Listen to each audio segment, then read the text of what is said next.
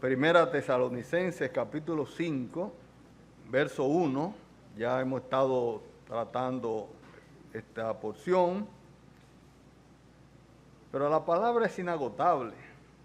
Así que dice el versículo 1, pero acerca de los tiempos y de las ocasiones, no tenéis necesidad, hermanos, de que yo os escriba, porque vosotros sabéis perfectamente que el día del Señor vendrá así como ladrón en la noche, que cuando digan paz y seguridad, entonces vendrá sobre ellos destrucción repentina, como los dolores a la mujer encinta, y no escaparán. Mas vosotros, hermanos, no estáis en tinieblas, para que aquel día os sorprenda como ladrón, porque todos vosotros sois hijos de luz e hijos del día. No somos de la noche ni de las tinieblas. Por tanto, no durmamos como los demás, sino velemos y seamos sobrios. Pues los que duermen de noche duermen, y los que se embriagan, de noche se embriagan. Pero nosotros que somos del día seamos sobrios, habiéndonos vestido con la coraza de fe y de amor, y con la esperanza de salvación como yelmo. Porque no nos ha puesto Dios para ira, sino para alcanzar salvación por medio de nuestro Señor Jesucristo, quien murió por nosotros, para que ya sea que velemos o que durmamos, vivamos juntamente con Él. Por lo cual animaos unos a otros y edificaos unos a otros, así como lo hacéis. Por lo cual animaos unos a otros. ¿Está usted desanimado? Con la esperanza de salvación como yelmo, porque no nos ha puesto Dios para ira, sino para alcanzar salvación por medio de nuestro Señor Jesucristo, quien murió por nosotros, para que ya sea que velemos o que durmamos, vivamos juntamente con Él. Por lo cual animaos unos a otros y edificaos unos a otros, así como lo hacéis. Por lo cual animaos unos a otros. ¿Está usted desanimado? Cuando uno tiene poco ánimo, como que quisiera, hay mucha gente que dice, dame una vitamina, como que eso le va a animar, o una cosa que me sirva, un tónico. Antes se vendían esos tónicos para vigorizar. No, en momentos como estos que estamos viviendo, no hay mejor estimulante que la palabra. Entonces, hay hermanos que dicen, hermano, a tal hora. Recuerdo que me invitaron hace unos días a un Zoom de una iglesia hermana muy querida, y me dijo la señora, son 10 minutos nada más. Y bueno, yo pensando, yo no recuerdo alguna vez que me hayan dicho 10 minutos, pero la gente, ahora todas las personas hoy día, incluyendo los creyentes, quieren resúmenes. De momento la Biblia lo harán finita, porque la gente quiere un resumen de todo, porque no hay tiempo para... Pero no, hermano, ese es un error. Ya hemos visto, ¿verdad? Vamos rápidamente para captar el contexto. Pero acerca de los tiempos y de las ocasiones no tenéis necesidad de tanta seguridad en torno a una doctrina.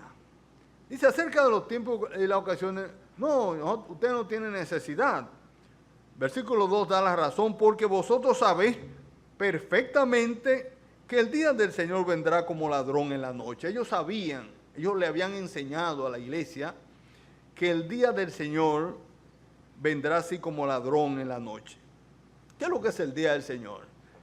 Hay que diferenciar, mi hermano, téngalo bien claro en su mente, porque hay gran confusión en la cristiandad de hoy día acerca de dos días que se mencionan en la Biblia, el día de Cristo y el día del Señor. El día de Cristo es un día sumamente alegre, es el día que esperamos, es cuando el Señor venga a buscarnos. Es el día de Cristo glorioso. Qué día aquel tan grande, que como dice uno de los signos, ojalá fuera hoy. Usted se imagina. Lo primero que uno descansaría es del pecado. Qué lucha, con el pecado. Uno, por más que quiere el mal deseo, porque ahí, el mal deseo que está en nosotros. Siempre. La codicia. Esa lucha, ¿qué lucha? Vamos a terminar con esa lucha cuando el Señor venga y nos lleve. El día de Cristo, ¿qué día más alegre? Ahora, el día del Señor es un día de juicio. El día del Señor es un día de juicio. Apocalipsis muy particularmente, pero prácticamente todos los profetas del Antiguo Testamento hablan del día de Jehová. Un día terrible. Todos los profetas del Antiguo Testamento hablan del día de Jehová.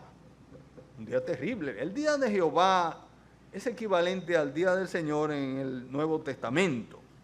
Será un día de juicio. Por lo tanto, Pablo dice, vosotros sabéis perfectamente que el día del Señor vendrá así como ladrón en la noche. El ladrón en la noche no avisa. Viene sin avisar, en el momento menos esperado. Que cuando digan paz y seguridad, entonces vendrá sobre ellos destrucción repentina, como los dolores a la mujer encinta, y no escaparán. Fíjense bien, hay que leer con detenimiento y leer bien. La Biblia no se lee para salir de eso, ni para decir, no, ya yo la he leído tantas veces. Se lee con atención, poniendo el sentido. Fíjense que dice aquí, cuando digan ¿quién? ¿Cuál es el pronombre? Cuando digan ellos, o sea, Pablo no le está hablando a la iglesia. Cuando ellos digan, o sea, quienes, los que no pertenecen a la iglesia, los que no son del Señor, cuando ellos digan paz y seguridad, entonces vendrá sobre ellos destrucción repentina como los dolores a la mujer encinta y no escaparán. Ellos son los que dirán paz y seguridad. Ya hablamos acerca de esto y hablamos de lo que será el anticristo, ese dictador mundial que está más cerca que nunca.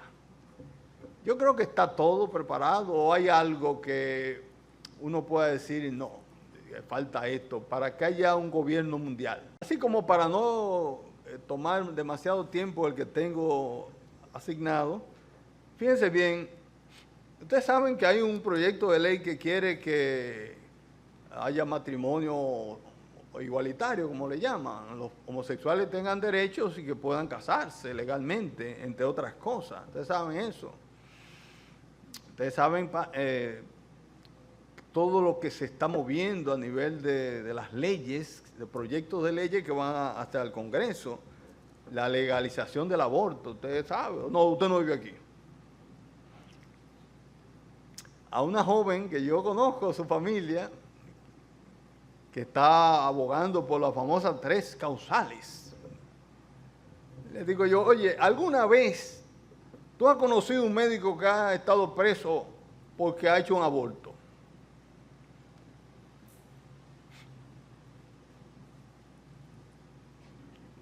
Y le añadiría un poquito más.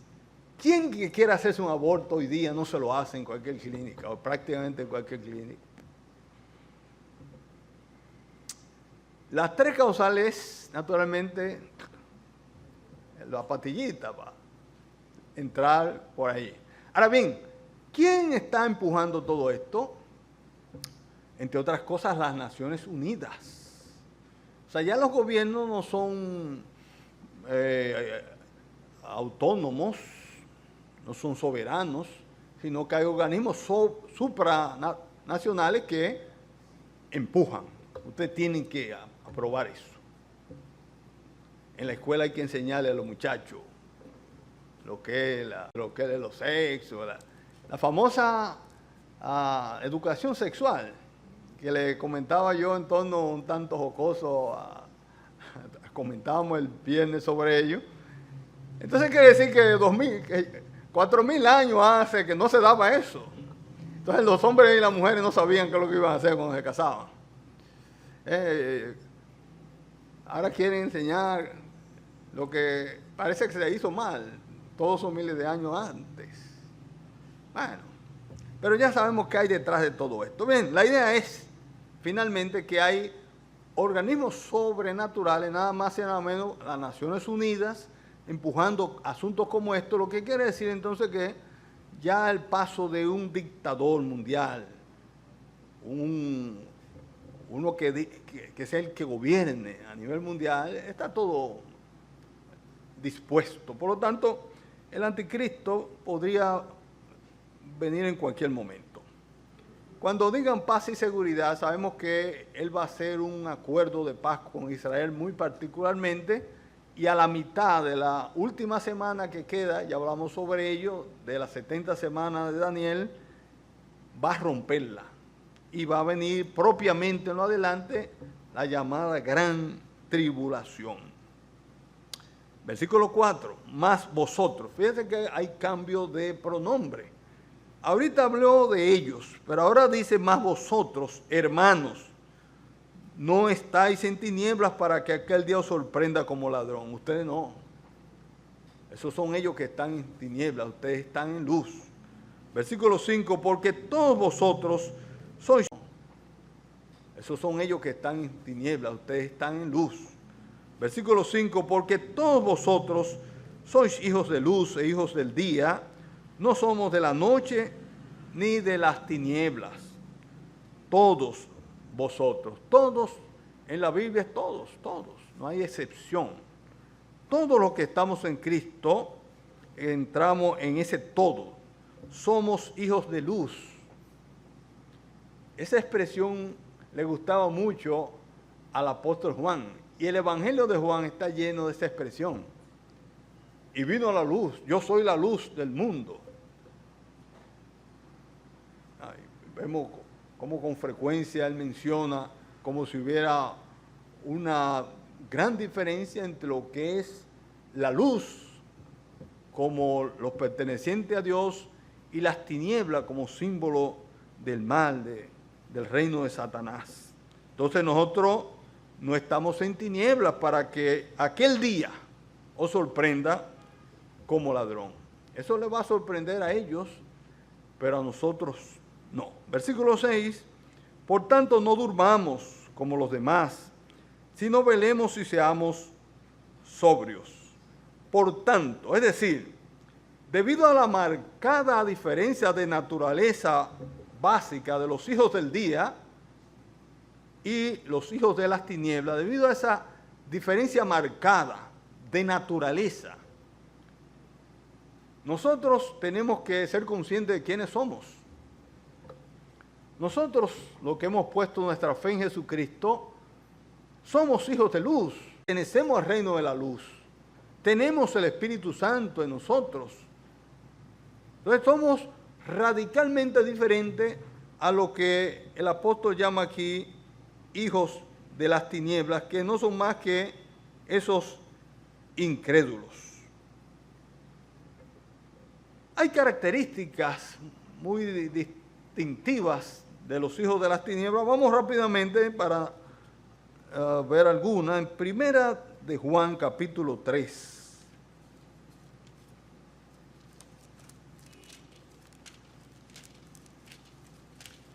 Primera de Juan, capítulo 3, verso 7 hasta el 10. Hijito, nadie os engañe. El que hace justicia es justo, como él es justo.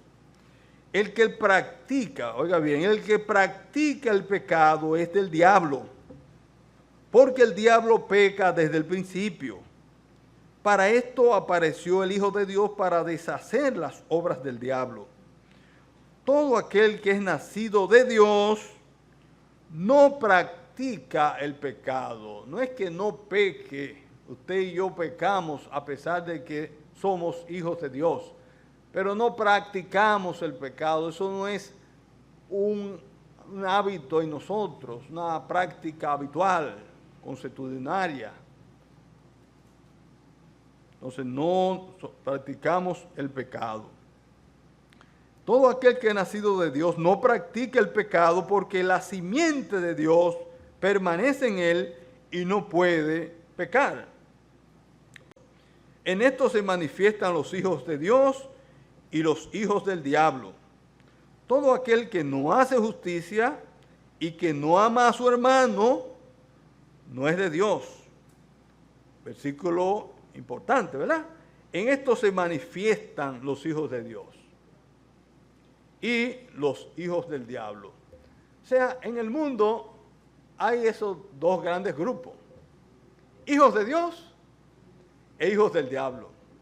Es una palabrita que le resulta duro a la gente oírla o uno pronunciársela, pero sea tu mamá, sea tu papá, sea tu hermano, el hijo tuyo, si no es de Dios, ¿de quién es? Hijos del diablo. No hay un sitio intermedio. Entonces, en esto se manifiestan los hijos de Dios y los hijos del diablo. Todo aquel que no hace justicia y que no ama a su hermano, no es de Dios. Esas son de las cosas que caracterizan, que manifiestan los hijos de Dios. McNally escribió: el fruto no es el cambio de corazón, sino los actos que resultan de él. La gente lo que está mirando es los actos. Por eso son actos. El que ama a su hermano. Yo puedo decir, yo lo amo, pero lo mío es por dentro. No, es un amor que tiene que manifestarse. Dice el proverbista que mejor es reprensión manifiesta que amor oculto. Ay, yo sí te amo, pero tú no me lo demuestras. Tú no me lo demuestras cuando tú me amas. Y no es que tú me caigas a besitos y muchas, sino manifestación de ese amor ágape, que es el amor característico de nosotros los cristianos. Entonces dice, no durmamos como los demás. Pablo aquí está usando la palabra dormir, que ya lo había usado para referirse a aquellos hermanos que habían muertos en el Señor. Él le llama que dormían. Pero aquí, muy particularmente, está refiriéndose al dormido espiritualmente. Usted sabe que usted puede estar espiritualmente dormido, o podemos estar espiritualmente dormidos. Ahí está comparando, no durmamos como los otros, que son de las tinieblas, que están espiritualmente dormidos. Ellos no ven más allá de lo que está delante de sus ojos. Estamos en medio de una pandemia. Bueno, el que no es de Dios ve las cosas con ojos naturales y dice, no, eso es un virus artificial, esto lo formaron en tal sitio, cuánto, ahorita la vacuna, y bueno, eso es mirar las cosas como la ve el hombre natural. Ahora, el hombre que tiene una visión espiritual sabe que detrás de eso que vemos hay una realidad espiritual. Hay una realidad espiritual que es mucho más importante que esa que podemos ver, que podemos apreciar con los sentidos. Entonces podemos estar espiritualmente dormidos y no darnos cuenta con los sentidos. Entonces podemos estar espiritualmente dormidos y no darnos cuenta qué hay de todo esto, qué quiere el Señor de nosotros. ¿Por qué la iglesia está sufriendo una situación como esta? Hay quienes, yo he oído decir que la pandemia, hermanos, que dirían pastores de iglesia y eso, y hermanos, que la pandemia ha ayudado, la iglesia ahora está orando mucho, la iglesia está... Yo particularmente no me parece. Creo que la iglesia ha pagado un precio, y está pagando un precio de enfriamiento espiritual. De enfriamiento espiritual. Y no sé qué tiempo durará todo esto, pero vamos a darnos cuenta de cuál ha sido el precio que hemos pagado. Sin querer ser exhaustivo, por ejemplo, nosotros no tenemos escuela dominical, para poner un caso. ¿Y cuántos de nosotros somos fruto de la escuela dominical? Ya yo con 8 años aprendí en la escuela dominical todos los libros de la Biblia de memoria. O sea, no de la Biblia, sino Génesis, Éxodo, Levítico, Número. Lo aprendí en la escuela dominical y aprendí muchas cosas en la escuela dominical, pero la escuela dominical no está cerrado. Estamos perdiendo por ahí. Teníamos unos cursos para el que quería profundizar un poco o más en el conocimiento de la palabra, también está cerrado. Los cultos en los hogares, la escuela de verano, etcétera, etcétera. Así que piense usted si no hemos perdido. Ahora, ¿por qué el Señor envió voluntad ejecutiva? Pero Él es que tiene el control de todo. Entonces, el Señor es que sabe. Pero no durmamos, ¿eh? No durmamos como aquellos, como los otros. Sino, es una palabra de contraste, ¿verdad? Sino, como le gustaría a Roberto, sino. Esta palabra de contraste marca un cambio de dirección. En vez de nosotros dormir como los demás, dice velemos. Velemos significa estar atento, abstenerse de dormir físicamente. En este contexto, aquí que está usado, como está usado aquí, habla de estar vigilante espiritualmente, de estar muy atento especialmente al peligro y a la oportunidad. Al peligro. El enemigo siempre, dentro de toda situación de prueba, trata de sacar su ventaja. Dentro de la prueba está la tentación. Él ve, cuando nosotros somos probados, cómo nos comportamos. ¿Qué pasa? ¿Cuál es la reacción? Son cosas que uno ni quisiera hablarlas, pero pasaron. Cuando comenzó esta situación de esta pandemia, los ancianos decidimos, o un grupo de los ancianos, que íbamos a reunirnos para orar al Señor por esta situación. Eso generó, ustedes lo saben, no es una situación, eso generó, ustedes lo saben, no es una situación de, bueno, yo no quiero ni acordarme, de gran intranquilidad, vamos a llamarle, que nosotros en su momento dijimos, bueno, ¿y qué ha pasado? Bueno, gracias al Señor, al parecer hemos podido superar la situación que pudo haber sido muy lastimosa, pero había, al parecer, un problema de enfoque espiritualmente adecuado ante una situación como la que se estaba dando, en donde estaba siendo probada la iglesia. El Señor estaba probando la iglesia y estaba probando nuestra fe, pero el enemigo también estaba haciendo la de él. Estaba tentando a ver cómo nosotros dudábamos de la fidelidad del Señor, cómo poníamos en juicio la capacidad que Él tiene de guardarnos en medio del peligro. Por lo tanto, hay que estar atento. Marcos capítulo 13, versículo 34.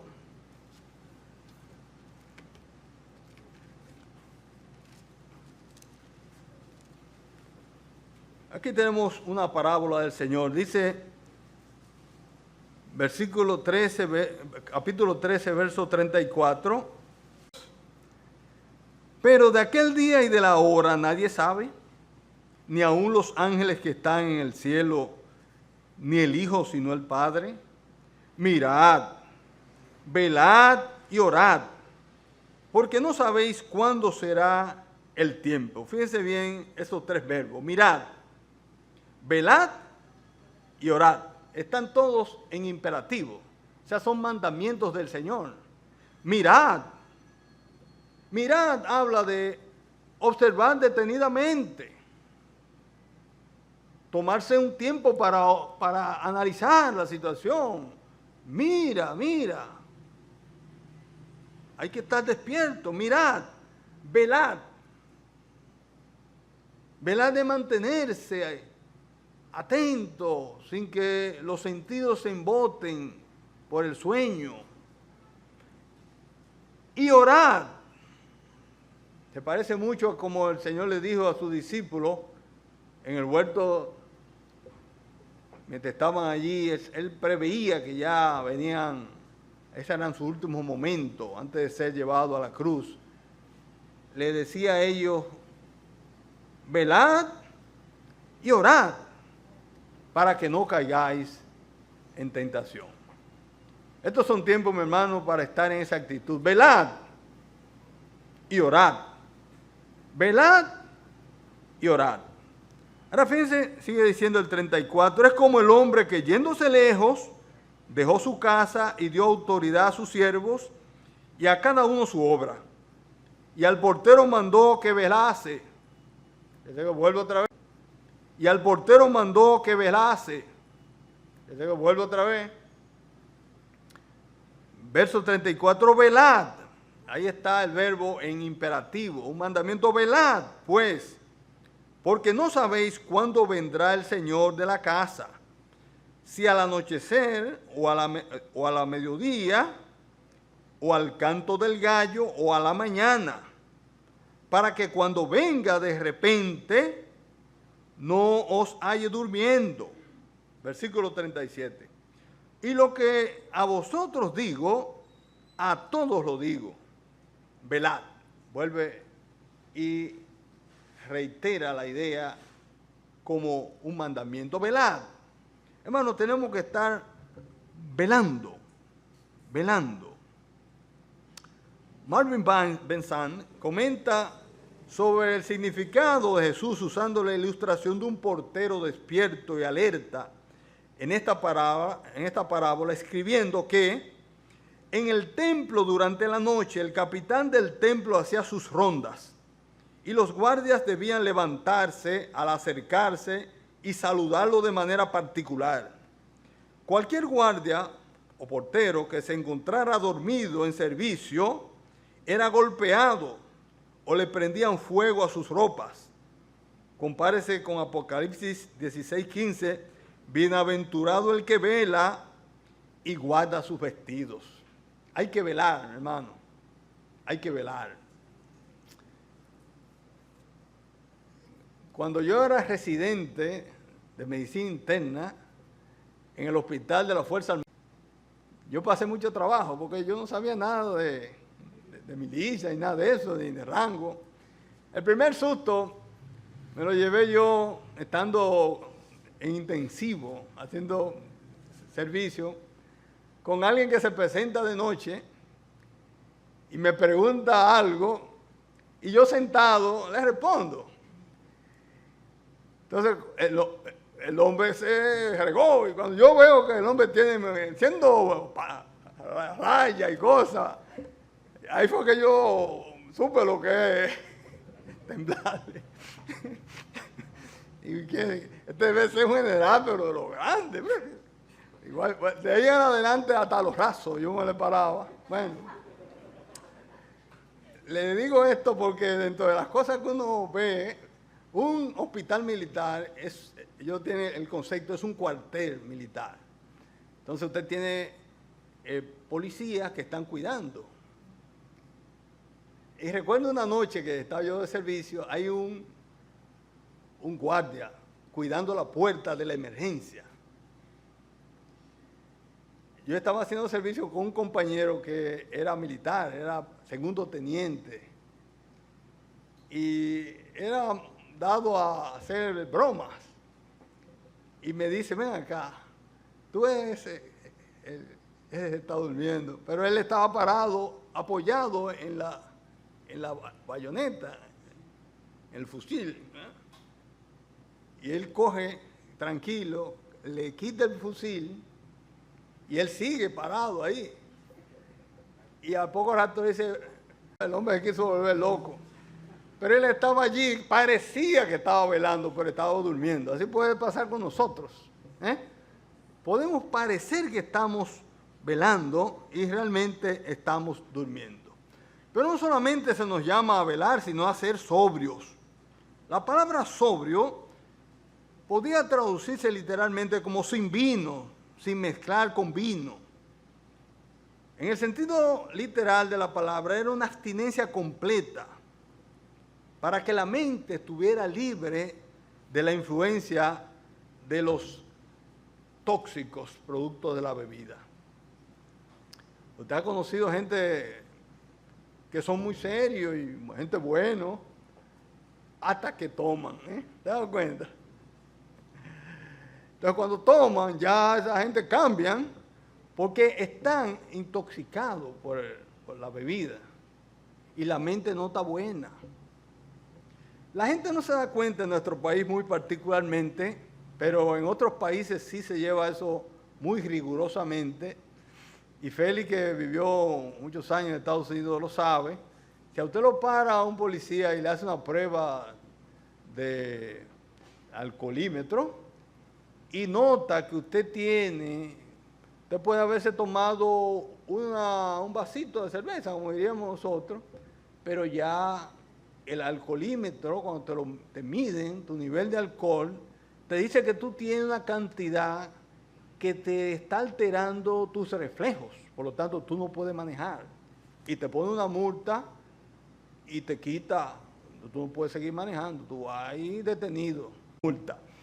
Entonces, hay que estar sobrios, o sea, la mente tiene que estar libre de todo esto. Versículo 7 dice, pues los que duermen de noche duermen, y los que se embriagan de noche se embriagan. Alguien decía, en esta afirmación del hecho ordinario de la experiencia humana se explica el lenguaje metafórico de los versículos precedentes. Así como el sueño es natural de la noche, la indiferencia hacia Dios caracteriza al hombre en su estado no regenerado.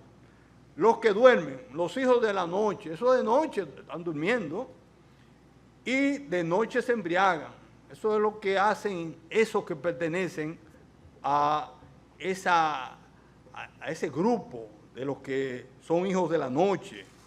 Eso hacen esas cosas en esos tiempos, cuando ellos están en la noche, se embriagan, se emborrachan. Eso es una conducta propia de ellos. Y hablo aquí de esa indiferencia hacia Dios. Fíjense bien que, y ya hablamos sobre ello, lo que va a caracterizar, dijo el Señor, los días finales, es que serían como los días de Noé. ¿Cómo eran los días de Noé? La gente comía, bebía, se casaba y se daba en casamiento. Usted dirá, pero, ¿qué de malo tiene eso? Bueno, era que esas cosas habían sustituido a Dios. ¿No tiene eso? Bueno, era que esas cosas habían sustituido a Dios. En eso era que ellos estaban. No tenían pensamiento de Dios. No pensaban en las cosas espirituales. Estaban en las cosas naturales, en el materialismo. Y eso va también afectándonos a nosotros. A veces el hermano tiene un exceso de trabajo, de cosas que tiene que hacer, que no tiene tiempo para el Señor. Cuando Dios creó todo, fíjense que Él descansó un día. Recordemos que Él hizo todas las cosas. Día por día fue haciendo cosas, Él veía que era bueno, pero el séptimo día dice que Él descansó. Y cuando vamos a la ley de Moisés vemos que hay también ese séptimo día que era el día de descanso, el sábado. Y uno puede darse cuenta entonces que por lo menos el Señor nos está pidiendo que de cada 7 días que compone la semana, le demos uno especialmente a Él. Todos los días son de Él. Ahora Él quiere uno especialmente para Él. Nosotros, los cristianos, tenemos como el día especial el domingo. ¿Por qué el domingo? Ya ustedes lo saben, pero no le voy a refrescar la mente. Fue el día en que el Señor resucitó entre los muertos. Ningún acontecimiento que supere la resurrección del Señor de entre los muertos. Por eso cambió los tiempos. Y además era el día en que se acostumbraba a reunir la iglesia primitiva, el primer día de la semana. Es el día que hizo el Señor. Ahora bien, ¿qué pasa con nosotros? Bueno, ya estamos por irnos. Ese día yo no se lo voy a dar al Señor entero, no. Yo tengo muchas cosas que hacer, hermano, no termine. Habla muy largo también. No le damos al Señor ni un día de los 7, especialmente a Él. Este es el día que hacemos muchas cosas, entre otras, venimos a la iglesia. Pero el Señor quiere por lo menos que le demos un día especialmente para Él. Pero en la iglesia está muchas cosas, mucha mundanalidad, muchas cosas que le están quitando su visión espiritual. Pues los que duermen de noche duermen, y los que se embriagan de noche se embriagan. Versículo 8, pero nosotros, que somos del día, seamos sobrios, habiéndonos vestido con la coraza de fe y de amor, y con la esperanza de salvación como yelmo. Pero aquí tenemos un elemento de contraste entre aquellos que se dedican a actividades propias de la noche, dormir, emborracharse, y nosotros que somos hijos de luz, que tenemos que caracterizarnos, entre otras cosas, por ser sobrios. Ahí viene otra vez la palabra sobrio. El Nuevo Testamento usa esa palabra, que caracterizarnos, entre otras cosas, por ser sobrios. Ahí viene otra vez la palabra sobrio. El Nuevo Testamento usa esa palabra, que originalmente es nefo, solo en el sentido figurado, lo que significa estar libre de toda forma de intoxicación mental y espiritual, que la mente esté clara. Esté clara. Yo recuerdo haber leído de un hermano que él decía que él los sábados se acostaba más temprano de lo que acostumbraba para el domingo en la mañana tener su mente clara. No estarse durmiendo, literalmente. Hay hermanos que se van a dormir y uno lo ve de aquí y cambia porque se le va como el ánimo a uno. Duerme en la noche para que pueda tener su mente clara y su corazón dispuesto a venir a adorar al Señor. Seamos sobrios. Seamos sobrios. La idea es estar tranquilos, serenos, circunspectos, autocontrolados, equilibrados, lúcidos. Esta palabra entraña ese autocontrol que es fruto del Espíritu. ¿Usted sabe cuál es el fruto del Espíritu? Es amor, gozo, paz, paciencia, benignidad, bondad, fe, templanza, autocontrol. Hay que tener autocontrol, eso lo da el Espíritu Santo. No suelte todo lo que le viene a la cabeza. Contrólese, que usted puede herir a un hermano. Hay palabras que causan grandes incendios. Antes de hablar, tenga mucho cuidado. Tenga cuidado. Hay que ser sobrios, sobrios. Pablo está llamando a los creyentes a vivir continuamente, porque está en el tiempo presente, con sobriedad. Y en este estado debemos estar alerta y vigilantes, para que no nos dejemos seducir por las obras de las tinieblas.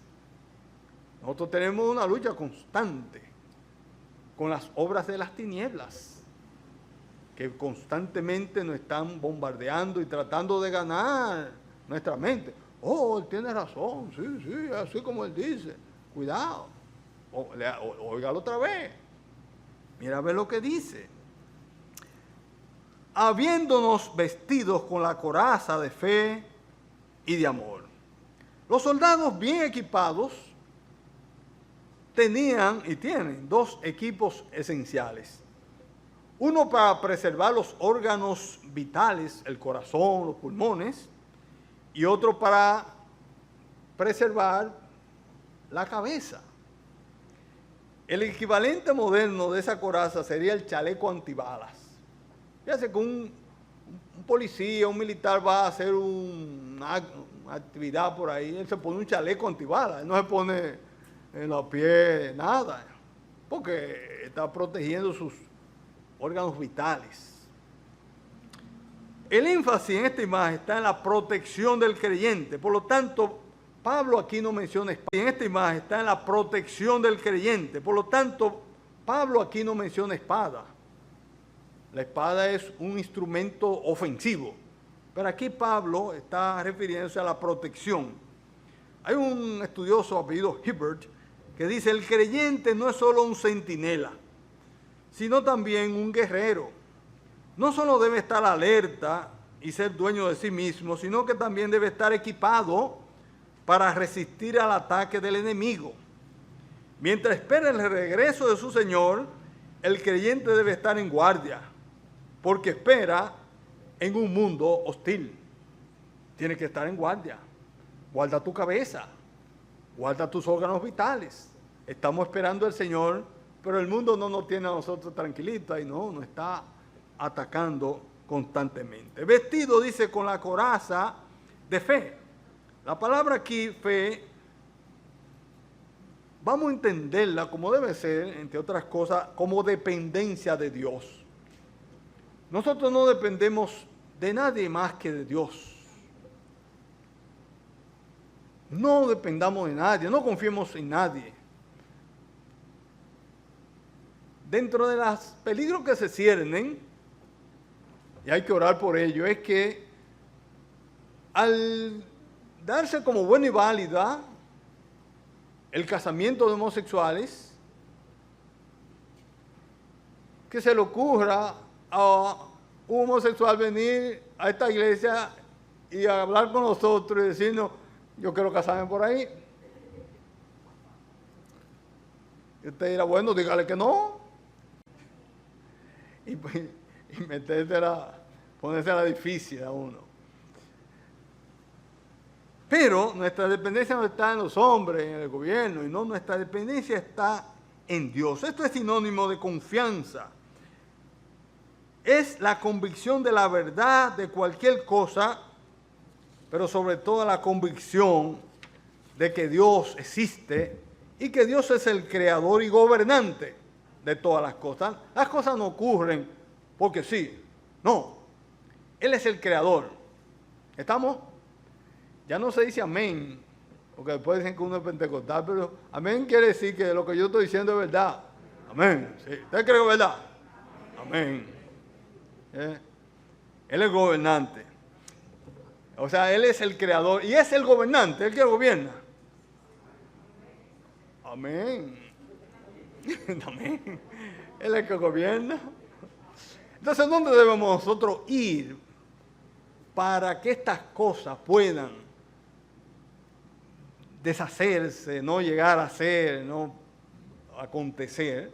Donde el que gobierna, usted va a estar hablando con el síndico, pudiendo hablar con el presidente de la República. Usted quiere que termine la pandemia y que esto, porque una realidad, todos los días hay cuantos muertos, uno vive en un estado de gran tensión. Y nosotros como médicos no somos ajenos a esa realidad. Cada vez que uno va a comer. Bueno, ayer me dice mi esposa, tengo que ir al centro médico, me están llamando para ver una... Va a comer. Bueno, ayer me dice mi esposa, tengo que ir al centro médico, me están llamando para ver una señora. Bueno, dile si le hicieron todo lo que hay que hacer. Sí, ya está hecho. Bueno, cuando vaya, después que la examine y todo, es que viene con mucha gracia el médico y le dice, doctora, ella está positiva. Yo le pregunté, ¿tú fuiste con todo tu...? Porque hay que ir preparado. En fin, la idea es, estamos en una situación difícil. ¿Quién puede ponerle fin a esto? Dios. Y nosotros no tenemos acceso directo ante su misma presencia. Pues entonces vamos ante Él confiadamente. Él nos escucha. Él es creador, gobernante, proveedor y dador de todo. entre ellos la salvación eterna a través de Cristo. La fe, por lo tanto, es una protección esencial contra las tentaciones de dudar de la promesa de Dios de que nosotros los creyentes no vamos a experimentar el día de la ira del Señor. Porque es el contexto. Se está hablando aquí acerca del día del Señor. Sería un día de juicio, como nunca el Señor dijo, ha habido ni habrá. Momentos sumamente difíciles le esperan al mundo. Tan difíciles que algunos querrán morir, oiga bien, y la muerte, qué sé yo, de un edificio de 100 plantas, y se dé tremendo golpe, pues no se muere, pero sigue con su golpe, y 3 costillas rotas, y que yo cuántas vértebras rotas, pero sin morirse. La muerte huirá de ellos. Viene eso, ¿eh? Y vendrán catástrofes, no como esto es una papita, esta coronavirus es una papita. Vendrán calamidades donde morirán la tercera parte de los seres humanos. Vendrán cosas terribles, terremotos. Ahora, qué bueno que dice que nosotros no vamos a pasar por el día de la ira del Señor. Usted no dice amén a eso. Pero no solamente es la coraza de fe, sino de amor. Y se refiere aquí, porque es la palabra ágape, al amor incondicional y sacrificial de Cristo. Ese amor que Él demuestra, y lo vemos en Juan 3:16, que dice, porque de tal manera amó Dios al mundo, que ha dado su Hijo unigénito, para que todo aquel que en Él cree, no se pierda, mas tenga vida eterna. No hay amor más grande que ese. Mas Dios muestra su amor para con nosotros en que nosotros, siendo aún pecadores, Cristo murió por nosotros. Ese amor fue lo que caracterizó a la iglesia primitiva y por eso impactaba donde quiera que ellos estaban, porque la gente le llamaba la atención cuánto se aman a esa gente, ¿eh? Hay hermanos que uno no sabe si están enemigos de uno, están por un comportamiento inapropiado. Cuando se nos llama a amarnos los unos a los otros, y es un mandamiento. Un mandamiento nuevo os doy, dijo el Señor, que os améis los unos a los otros. Alguien decía, la coraza se representa como doble, con 2 lados. La fe denota la actitud interna adecuada del creyente hacia Cristo como su Redentor y Señor, mientras que el amor es la expresión externa adecuada de la vida cristiana hacia los santos. Y Constable dice, la fe en Dios protege por dentro y el amor por las personas protege por fuera. Y termino. Dice, y con la esperanza de salvación como yelmo. Yelmo, dijimos, el casco. Significa literalmente, ¿verdad?, que tiene un casco alrededor de la cabeza. Un soldado romano que había perdido su casco estaba en peligro de sufrir graves heridas en la cabeza. Heridas que podrían desorientarlos, si no matarlos.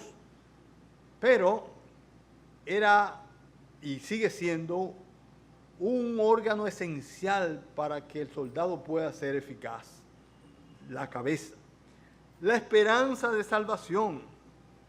Esta esperanza es de la consumación futura de nuestra salvación y la que levanta su cabeza al cielo. Esta esperanza es de la consumación futura de nuestra salvación y la que levanta su cabeza al cielo y aparta todo el poder de los golpes infligidos por Satanás y por este mundo. Esta esperanza de salvación no es la que ya nosotros tenemos, porque nosotros los creyentes pusimos nuestra fe en Jesucristo y la aceptamos como nuestro Señor y Salvador, y estamos salvos. Se está hablando de la salvación como ese momento final, donde ahí está la consumación de nuestra salvación, cuando venga el Señor a buscarnos. Esta es la consumación venidera de nuestra salvación cuando venga el Señor por nosotros. La venida del Señor es la esperanza gloriosa de la iglesia. Lamentablemente son de los temas que se hablan poco hoy. Se habla poco porque el amor se ha ido enfriando. Una característica de la iglesia de la Odisea es que no es fría ni caliente. Y el Señor dice, ojalá fuese fría o caliente, pero por cuanto eres tibia, te vomitaré de mi boca. Yo estoy escribiendo, y con ello he dicho varias veces que termino, acerca de la historia de los templos bíblicos. Y me he dado cuenta a medida que escribo, el fervor entre nosotros ha ido.